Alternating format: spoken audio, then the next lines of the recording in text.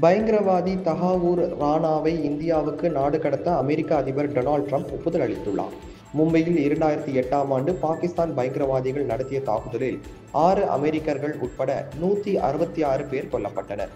இந்த தாக்குதலில் தொடர்புடைய லஷ்கர்-இ-தொய்பா அமைப்புக்கு உதவியதாக பாகிஸ்தான் வம்சாவளியை சேர்ந்த தஹாவூர் ராணா மீது குற்றச்சாட்டு வைக்கப்பட்டது.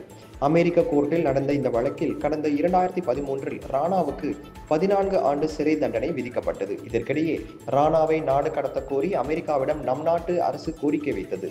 இதை ஏற்று நாடு கடத்த நீதிமன்றம் 2023இல் உத்தரவு பிறப்பித்தது. நாடு கடத்தலுக்கு தடை கோரி அமெரிக்க உச்சநீதிமன்றத்தில் ராணா மேல்முறையீட்டு மனு தாக்குதல் செய்திருந்தான். இந்த மனுவை நிராகரித்த உச்சநீதிமன்றம் இந்தியாவுக்கு நாடு கடத்த அனுமதி வழங்கியது. இதன் வாயிலாக நாடு கடத்தலுக்கு எதிராக ராணா மேற்கொண்ட கடைசி முயற்சியும் தோல்வியில் முடிந்தது.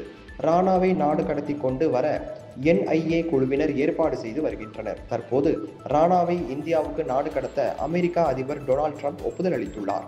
பயங்கரவாதி தஹாவூர் ராணாவை நாடு கடத்த முடிவு செய்ததற்காக அதிபர் ட்ரம்பிற்கு பிரதமர் மோடி நன்றி தெரிவித்துள்ளார்.